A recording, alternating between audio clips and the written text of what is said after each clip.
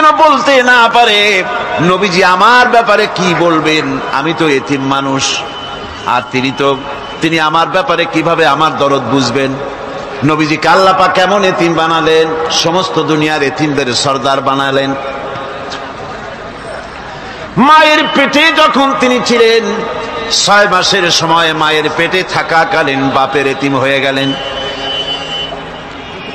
যখন প্রসব বেদনা শুরু হয়েছে মায়ের, দুনিয়ায় যখন তিনি আসবেন, হযরতে আমেনা ঘরের ভিতরে বসে তার অবস্থাটা কি, এই সন্তান পৃথিবীতে আসতে পরে যিনি সবচাইতে বেশি খুশি হবেন তিনি তো আজ দুনিয়ায় নাই।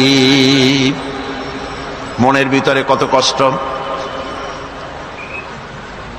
আল্লাহ রাব্বুল আলামিন তার হাবিবকে দুনিয়া আনলেন। রাসূলের দাদা ঘরের সামনে তাঁবুর সামনে দাঁড়ায়া তায়েফ থেকে আগত সাদিয়া গোত্রের লোকদেরকে বলতেছেন, এই ঘরের ভিতরে একটা এতিম বাচ্চা আছে, বেশি টাকা কড়ি দেওয়া যাবে না, যদি দয়া হয় নিয়ে যাও। গরিব মানুষ, এতিম মানুষ দেখে শুনে কেউ আর নিতে চায় না। সবশেষে এলেন ভাগ্যবতী মেয়ে, ভাগ্যবতী মহিলা হযরতে হালিমাতুস সাদিয়া, তিনি এসেছেন। কোনো ছেলে পেলে পায় নাই, সকলের শেষে তিনি এসেছেন। আব্দুল মুত্তালিব বলছেন, এই ঘরের মধ্যে একটা এতিম বাচ্চা আছে, দয়া হলে নিয়ে যেতে পারো। তিনি স্বামীর সঙ্গে পরামর্শ করলেন, এরপরে বললেন, যদি দেখতে অন্তত ভালো হয়, মন যদি ভালো লাগে নিয়ে যাব, একেবারে খালি হাতে ফিরে যাওয়ার চাইতে তো ভালো।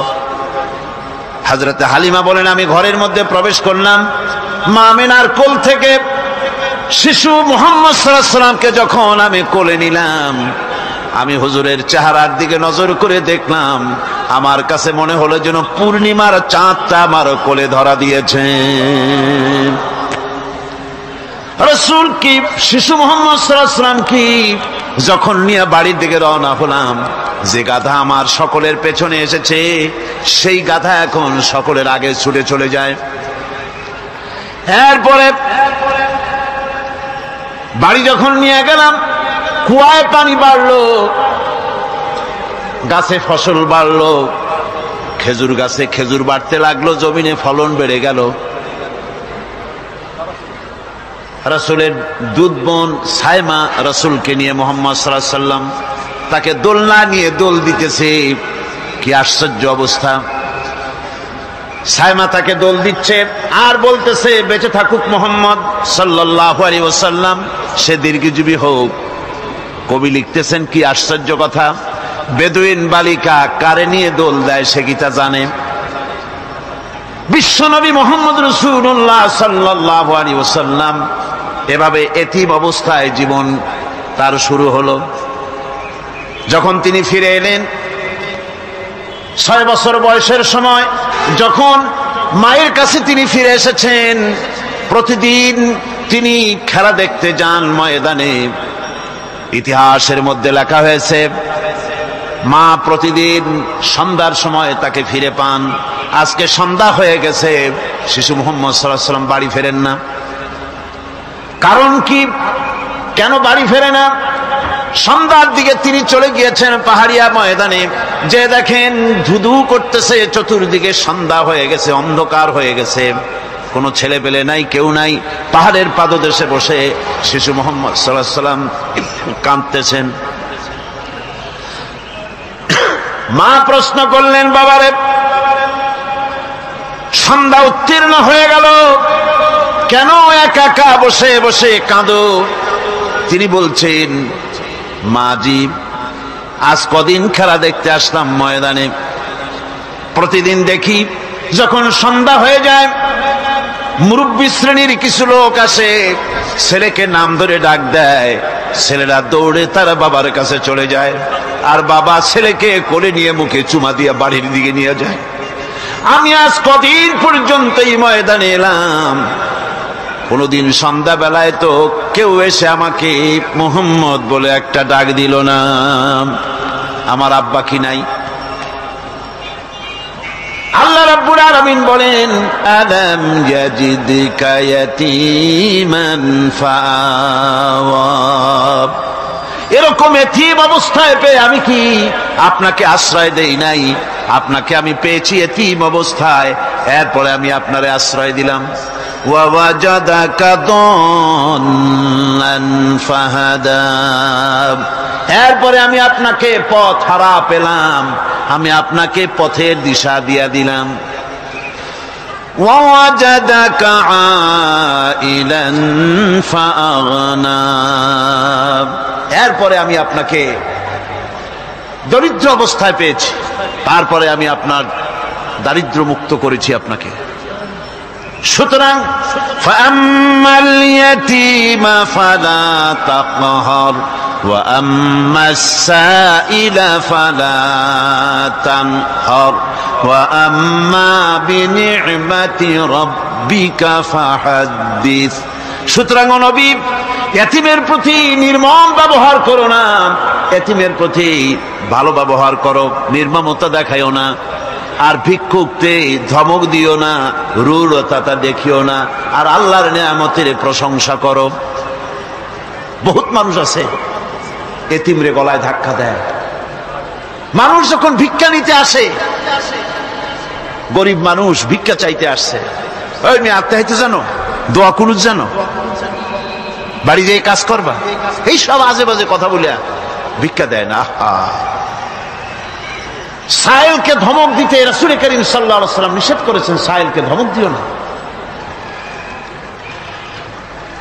গাড়িতে বসে যাচ্ছেন সাহেব, ট্রাফিক মোড়ে যখন সিগন্যাল জ্বললো, গাড়িগুলি দাঁড়ায় গেল, ফকির এসেছে, হাত নাই পাও নাই, বুড়া মানুষ, একটা পয়সা বার করে না। আবার এই মানুষটি ওই ফকিরকে ধমক দিয়া বার করে দিল। এরপরে এই লোকটি যখন কোনো মাজারের কাছে পৌঁছে গেল, 500 টাকার কড় করে নোটটা ফেলে দিল। বলেন টাকা দরকার কার? মরা মানুষের না জিন্দা মানুষের? কার দরকার? যার টাকা দরকার ছিল তারে দেওয়া হলো না, যার দরকার নাই তারে দেওয়া হলো।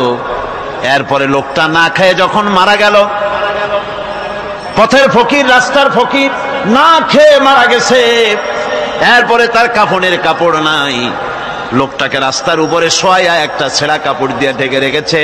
বড় লোকেরা, সাহেবরা তখন গাড়ি দাঁড় করে আর 5টা টাকা 2টা টাকা করে তার লাশের উপরে মারতেছে। এটা মানবতার এর চাইতে লাঞ্ছনা, মানবতার জন্য এর চাইতে গঞ্জনা আর কিছুই হতে পারে না। মানবতার প্রতি লাঞ্ছনা, এর থেকে আর দুর্গতি কি হতে পারে? বেঁচে থাকার সময় 1টা টাকা আপনি দিলেন না, মরে যাওয়ার পর বিদায় হয়েছে বালাই, এখন দেওয়া শুরু করেছে। আমার বন্ধুগণ, এজন্য এতিমের প্রতি দরদ করার জন্য আল্লাহ পাক কোরআনের ভিতরে পরিষ্কার বলেছেন। রাসূল করিম সাল্লাল্লাহু আলাইহি ওয়াসাল্লাম নিজে এতিম ছিলেন, আর এতিমের প্রতি তার এত দরদ ছিল, একবার তিনি ঈদের দিকে নামাজ পড়ার জন্য যাচ্ছেন। প্রতিমধ্যে দেখেন একটা বাচ্চা ছেলে কাঁদতেছে। এই রাস্তায় কত মানুষ গেল, কেউ দাঁড়ালো না থমকে, বাচ্চার ক্রন্দন কাউকে থামাইতে পারলো না। কিন্তু বিশ্ব নবী, দয়ার নবী রাহমাতুল লিল আলামিন বাচ্চার কান্না দেখে পাও বাড়াতে পারলেন না। নবীজি দাঁড়ায় গেলেন, জিজ্ঞেস করেন, ও বাচ্চা, ঈদের দিনে কাঁদো কেন? ঈদের দিনে তো কাঁদতে নাই। বাচ্চা বলে, তোমার কাছে বলবো না, আমি সেই সকালবেলা থেকে বসে আছি, আমি যদি মক্কার আব্দুল্লাহর পুত্র মুহাম্মদ রাসূলুল্লাহ সাল্লাল্লাহু আলাইহি সাল্লামকে পাই, মনের দুঃখ তার কাছে বলবো। বিশ্ব নবী জমিনের উপরে বসে পড়লেন, বাচ্চারে কোলের উপরে উঠায় বলেন, বাচ্চা বলো কি তোমার দুঃখ? তুমি যার জন্য বসেছো আমি তো সেই এতিম নবী, কি বলতে চাও? বাচ্চা বলতেছেন, ইয়া রাসূলুল্লাহ, আমার বাবা মারা গেছে সেই ছোট্টবেলায়, একেবারেই তখন মায়ের পেট থেকে আমি আসার পর বাপ মরে গেল। আমার মা আর একজনের সঙ্গে বিয়ে বসেছে, সেই পুরুষটি আমারে দেখতে পারে না। আমার মা যদি আমারে কোলে করে এসে সহ্য করতে পারে না, আমারে চুমা খাইলে সহ্য করতে পারে না, আমারে খাবার দিলে মা মার খায়। আজ ঈদের দিনে রাতে আমার মা আমাকে বলল, বাবারে তোমার কপাল খারাপ, তোমার বাবা মারা গেছে, তোমাকে সাহায্য করার কেউ নাই, আমি তোমার যত্ন করতে পারলাম না, কোলে নিয়ে চুমাও দিতে পারি না, আমার এমনই কপাল খারাপ। সুতরাং এতিমের দরদ এতিম ছাড়ার কেউ বুঝবে না। তুমি আজ চলে যাও, ওই রাস্তায়, ঈদের রাস্তায় দাঁড়ায় থাকো, মাঠের রাস্তার পাশে, বিশ্ব নবীর কাছে তোমার দুঃখ বলো, এতিমের দুঃখ তিনি বুঝবেন। আমি মায়ের কথা মতো এই জায়গায় এতক্ষণ বসে আছি, হুজুর আপনি দয়া করে, আমার কথা তো আপনার কাছে বললাম, আমার মনের এই দুঃখ। নবীজি বাচ্চার কথা শুনতেছিলেন, চোখ দিয়া পানি পড়তেছিল। বাচ্চাকে বুকের সঙ্গে জড়িয়ে ধরে নবীজি বলেন, ও এতিম, মুহাম্মদ সাল্লাল্লাহু আলাইহি ওয়াসাল্লাম যদি তোমার পিতা হন আর হযরতে আয়েশা যদি তোমার মা হয়ে যায়, বলো তোমার মনের দুঃখ মেটে নাকি?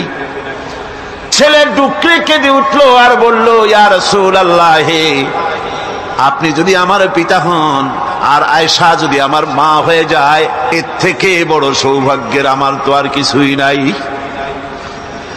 নবীজি এতিমকে বাড়ি নিয়ে গিয়ে হযরতে আয়েশার হাতে তুলে দিয়ে বললেন, আয়েশা রে, পবিত্র ঈদের দিনে আল্লাহ রাব্বুল আলামিন তোমার জন্য একটা উপহার পাঠিয়েছেন, এটা যত্ন করো। এতিমের প্রতি দরদ রাখার জন্য আল্লাহ রাব্বুল আলামিন বলেছেন, এতিম, মিসকিন, বিধবা, অসহায় লোক, তাদের প্রতি যাতে করে মুসলিম সমাজ লক্ষ্য রাখে, সেজন্য আল্লাহ পাক নির্দেশ করেছেন। বুখারী এবং মুসলিম শরীফের হাদিসে এসেছে, আসাই আলাল আরমালাত ওয়াল মিসকিন কাসাই ফি সাবিলিল্লাহ। বিধবাদের জন্য, মিসকিনের জন্য কেউ যদি কোনো উদ্যোগ গ্রহণ করে, কেউ কোনো সাহায্য দেয়, জিহাদের ময়দানে জিহাদ করে আল্লাহর রাস্তায় যে সওয়াব পাওয়া যায়, যে মর্যাদা পাওয়া যায় আল্লাহর কাছে, এতিম, মিসকিন, বিধবাকে সাহায্য করলে সেই সওয়াব আল্লাহ রাব্বুল আলামিন আমলনামায় দিয়ে দেন। আমাদের প্রিয় নবী এতিম মিসকিনদের খুবই ভালোবাসতেন তার নিজের চাকর হযরত যায়েদ ও আনাস রাদিয়াল্লাহু তাআলা আনহুকে। সে সম্পর্কে এখন আলোচনা করা হচ্ছে। তার চরিত্রই প্রমাণ করে, নবীদেরকে বাইয়ানাত দেওয়া হয়েছে, এমন চরিত্র, আচার আচরণ দেওয়া হয়েছে যাতে করে লোকেরা অভিভূত হয়ে যায়, আকৃষ্ট হয়ে যায়। হযরতে যায়েদ, তিনি তো কৃতদাস ছিলেন, হারায় গেলেন বাপ মা থেকে, আর এরপরে কুদরত তারে মুহাম্মদ সাল্লাল্লাহু আলাইহি ওয়াসাল্লামের ঘরে উঠায় দিল। তিনি তখন আল্লাহর নবী, তখনও নবুয়তের দায়িত্ব পান নাই। যায়েদের পিতার কাছে খবর হয়ে গেল, যায়েদ আছে রাসূলের বাড়িতে, মুহাম্মদ সাল্লাল্লাহু আলাইহি ওয়াসাল্লামের বাড়ি মক্কায়। তারা এসে হুজুরের সঙ্গে দেখা করে বললেন, মুহাম্মদ সাল্লাল্লাহু আলাইহি ওয়াসাল্লাম, জানতে পেরেছি আপনার কাছেই আমাদের ছেলে যায়েদ আছে, মেহেরবানি করে তাকে আমাদেরকে ফিরায় দেন। হুজুর বলেন, যায়েদ যদি তোমাদেরকে চিনতে পারে আর যদি যেতে চায়, আমার পক্ষ থেকে কোনো আপত্তি নাই, অবশ্যই যাবে। তবে যায়েদ যদি যেতে না চায়, আমি এমন লোক নই যে কেউ আমার কাছে থাকতে চাইলে আমি জোর করে তাকে ছেড়েও দিতে পারি না, আমি তেমন লোক নই। পিতা বললেন, আপনি অবশ্যই যুক্তিপূর্ণ কথা বলেছেন। হযরতে যায়েদ কানা হলো। হুজুর বললেন, তুমি কি চেনো এদের? কি? যায়েদ বললেন, চিনি, ইনি আমার বাবা, উনি আমার চাচা। যায়েদের পিতা বলেন, বাবারে বাড়ি চলো, তোমার মা কেঁদে কেঁদে হয়রান, চলো বাড়ি যাই, বাড়ির যা কিছু আছে সব তোমাকে ফিরিয়ে দেওয়া হবে। হযরতে যায়েদ বলতেছেন, পিতা, বাড়িতে যা আছে তাই শুদ্ধ, তামাম দুনিয়াটা যদি আমারে দেওয়া হয়, এই লোকটির কাছে থেকে যে ব্যবহার পেয়েছি, আমি এই লোকের কদম ছেড়ে যেতে পারি না। তার চরিত্রই প্রমাণ করে তিনি নবী, কি ব্যবহারটা পেয়েছেন। হযরত আনাস রাদিয়াল্লাহু তাআলা আনহু ছোট মানুষ, 8 বছর বয়সের সময় হুজুরের খাদেম হয়ে হুজুরের বাড়িতে আসছেন। আচ্ছা, 8 বছর বয়সের কিশোর ভুল তো করতেই পারে, গরম পানি চাইলে ঠান্ডা পানি এনে দেবে, স্যান্ডেল চাইলে জুতো আনবে, বিছানা বিছাইতে বললে উঠাই দেবে, এটা স্বাভাবিক। কিশোর মানুষ, ছোট মানুষ। এবার শুনুন, বাইয়ানাত কারে বলে? নবীদের বায়্যিনাত আল্লাহ যে দিয়েছেন সেটা কি জিনিস? সেটা হলো উন্নত মানের চরিত্র, তার ব্যবহার ওঠা বসা যা দেখলে মানুষ বুঝতে পারে তিনি আল্লাহর নবী। হযরতে আনাসের মুখে শুনুন, হযরতে আনাস রাদিয়াল্লাহু তাআলা আনহু বলেন, একাধিক ক্রমে টানা 10টি বছর রাসূলের খেদমতের ভিতরে নিয়োজিত ছিলাম। 10টি বছরের ভিতরে একটা দিনের জন্য নবীজি আমাকে ধমক দিয়ে কথা বলেন নাই। এটা ধমক দিলেন না আমারে, এটা করছো কেন, এটা করো নাই কেন? সুবহানাল্লাহি বিহামদিহি। গোটা পৃথিবীর সমস্ত মুমিন মুসলমানদের, পুরুষ আর নারীদের জীবন, কলিজা, রক্ত রাসূলের কদম মুবারক উৎসর্গ হয়ে যায়। মহান রব্বুল আলামিনের কাছে তার হাবিব রাসূলুল্লাহ সাল্লাল্লাহু আলাইহি ওয়াসাল্লামের ছিল বিশেষ মর্যাদা। আসুন আমরা সে সম্পর্কে আলোচনা শুনি। আমার ভাইরা, রাসূল পাক সাল্লাল্লাহু আলাইহি ওয়াসাল্লাম আল্লাহর নবী এমন এক মহান সত্তা ছিলেন যে তিনি দোয়া আল্লাহর দরবারে হাত উঁচু করতে দেরি আছে, কিন্তু দোয়া কবুল হতে দেরি নাই। হিজরত করে মদিনায় এসেছেন, নামাজ পড়তে দিল চায়, কাবা শরীফের দিকে ফিরে যদি নামাজ পড়তে পারতাম দিলটা বড় ভালো লাগতো, কিন্তু হাত উঁচু করে মোনাজাত করতেছেন না, আল্লাহর কাছে বলতেওছেন না যে আল্লাহ তুমি আমার কিবলাটা বাইতুল মুকাদ্দাস থেকে ফিরাইয়া মক্কা শরীফে বাইতুল্লাহর দিকে ফিরাইয়া দাও, মুখেও বলতেছেন না, মনেও না, শুধু আকাশের দিকে বারবার তাকাচ্ছেন, মোনাজাত করেন নাই। মনে মনে আশা পোষণ করতেছেন যদি এমন একটা ওহী নাজিল হয়ে যেত। আল্লাহ রাব্বুল আলামিন সঙ্গে সঙ্গে রাসূল জোহরের নামাজ পড়তেছিলেন, 2 রাকাত পড়া হয়ে গেছে, এমন সময় ওহী নাজিল হয়ে গেল, ক্বাদ নারা তাকাল্লুবা ওয়াজহিকা ফিস সামা। ও নবী, আমি দেখতে পেয়েছি বারবার আপনি আকাশের দিকে তাকাচ্ছেন। সুবহানাল্লাহ, আমি দেখতে পেয়েছি। ফালানুওয়াল্লিয়ান্নাকা কিবলাতান তারদাহা ফাওয়াল্লি ওয়াজহাকা শাতরাল মাসজিদিল হারাম। আর দেরি নাই, আপনার মনের আশা পুরা হয়ে গেছে, এক্ষুনি আপনার কিবলা পরিবর্তন করুন। হুজুর 2 রাকাত পড়েছিলেন বাইতুল মাকদাসের দিকে ফিরে, বাকি 2 রাকাত তিনি মক্কা শরীফের কাবা শরীফের দিকে ফিরলেন।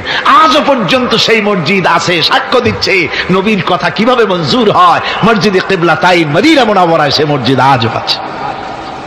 ভাইরা আমার, রাসূল পাক সাল্লাল্লাহু আলাইহি ওয়াসাল্লাম এত বড় মর্যাদা সম্পন্ন ব্যক্তিত্ব, মহান ব্যক্তিত্বের উম্মতের মধ্যে আল্লাহ আমাদের শামিল করেছেন। শুকরিয়া স্বরূপ আমরা পড়ি আলহামদুলিল্লাহ। জোরে সোরে পড়েন আলহামদুলিল্লাহ। আমার ভাইয়েরা, মর্যাদা এত বেশি আল্লাহ রাসূলকে আল্লাহ রাব্বুল আলামিন দান করেছেন।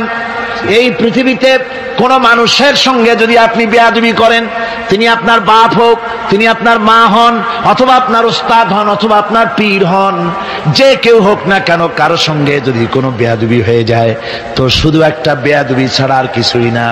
কিন্তু নবীজির সঙ্গে যদি কেউ বেয়াদবি করে, সেটা শুধু বেয়াদবি থাকে না, কুফরি হয়ে যায়। কি হয়ে যায়? কুফরি হয়ে যায়। রাসূলুল্লাহকে কেউ তাওহীন করলে, অসম্মান করলে, সমালোচনা করলে কাফের হয়ে যায়। যারা বলেন কি হয়ে যায়? কত বড় মর্যাদা!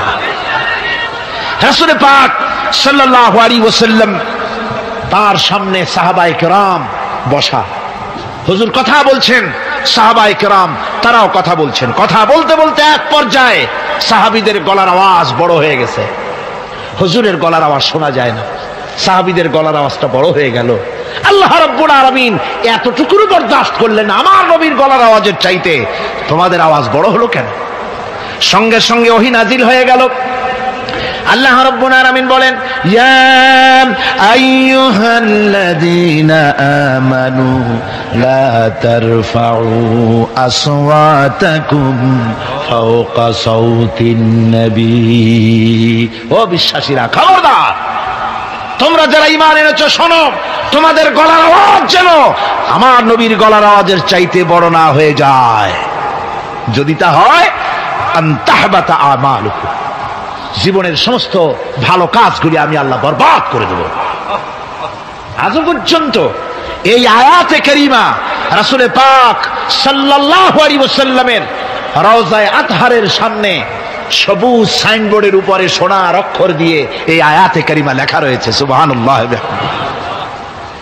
সর্বকালের, সর্বযুগের সর্বশ্রেষ্ঠ মহামানব, সর্বশ্রেষ্ঠ বিশ্বনবী, আল্লাহর পরে যার মর্যাদা, তিনি হচ্ছেন মুহাম্মদ রাসূলুল্লাহ সাল্লাল্লাহু আলাইহি ওয়াসাল্লাম। রাসূলুল্লাহ সাল্লাল্লাহু আলাইহি ওয়াসাল্লামের প্রতি মহান আল্লাহর ভালোবাসার অন্যতম নিদর্শন হচ্ছে মেরাজ।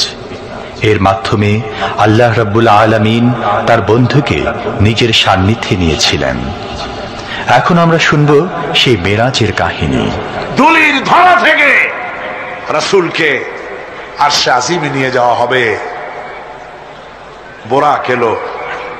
বোরাক হচ্ছে বারকুন থেকে উৎপত্তি। এর অর্থ হচ্ছে বিজলি, বৈদ্যুতিক গতি সম্পন্ন, ঘোড়ার চাইতে ছোট, খচ্চরের চাইতে বড়, এই জাতীয় একটা প্রাণীর মতো হযরতে জিবরাইল নিয়ে আসতে। আমাদের দেশে কারো কারো বাড়িতে আয়নায় বান্ধানো থাকে এই ছবিটা।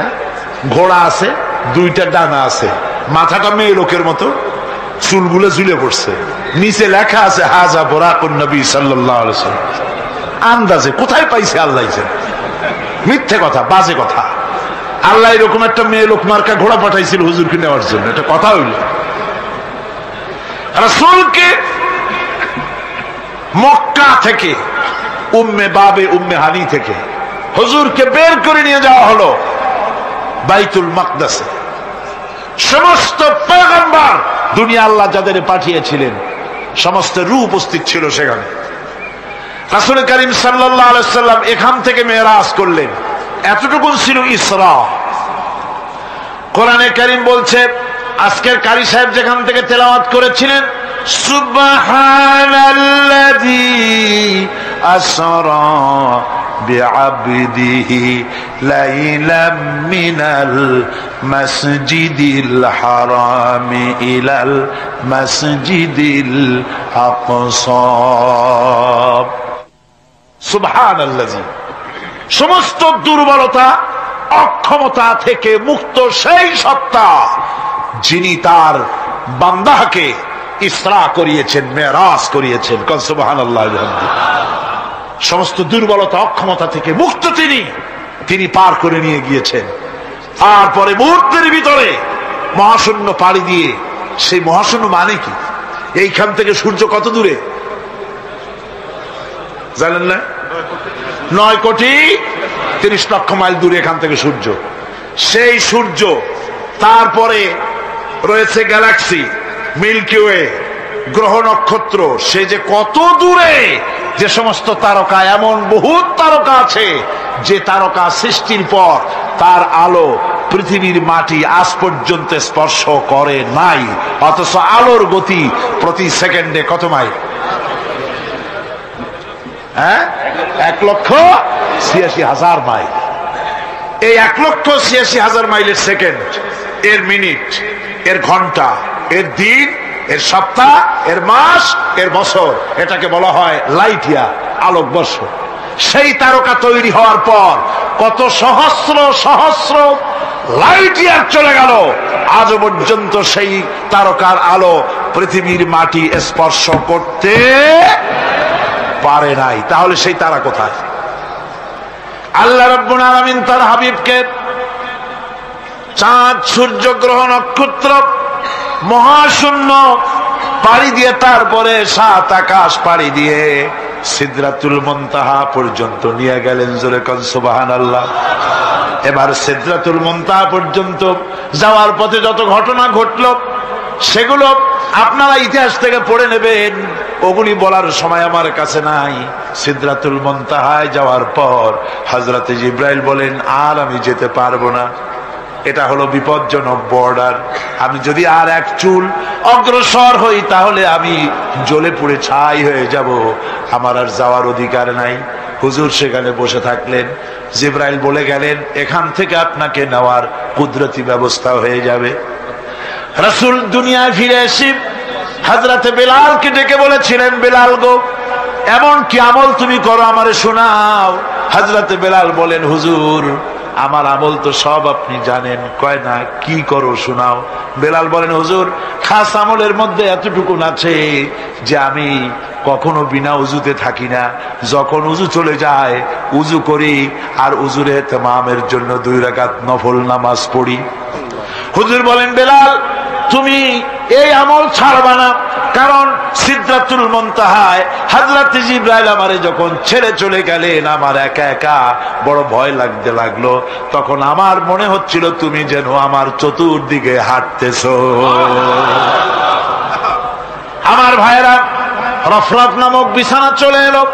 কুদরতি এই বিছানায় চড়ে নবীজি আল্লাহ রাব্বুল আলামিনের দরবারে আরশে আজিমে পৌঁছে গেলেন। জোরে বলেন সুবহানাল্লাহ, জোরে বলেন সুবহানাল্লাহ। যেখানে পৃথিবীর কোন মানুষের যাওয়া সম্ভব নয়, গোটা পৃথিবীর মানুষের মর্যাদা আল্লাহ পাক বাড়ায় দিলেন, আরশে আজিমে হুজুরকে নিয়ে গেলেন। তারপরে তিনি কথাবার্তা হুজুরের সাথে কি বললেন সেই কথাগুলি নিয়ে আমাদের দেশে কথা হলো এই যে হুজুরকে নিয়ে আল্লাহ 5 ওয়াক্ত নামাজ দিছিলেন তো 50 ওয়াক্ত। মুসা আলাইহিস সালামের সাথে দেখা না হইলে তো কাম সারছিল, আমাদের আর উপায় ছিল না। আরে ভাই, শুধু নামাজ দেওয়াই যদি উদ্দেশ্য হবে তাহলে রোজার মতো তো আল্লাহ দুনিয়ায় বসে দিতে পারতেন কিনা, হজের মতো জাকাতের মতো পারতেন কিনা। শুধু নামাজের জন্য নয়, আল্লাহ পাকের কায়নাত দেখাবার জন্য আল্লাহ পাক তাকে নিয়েছিলেন।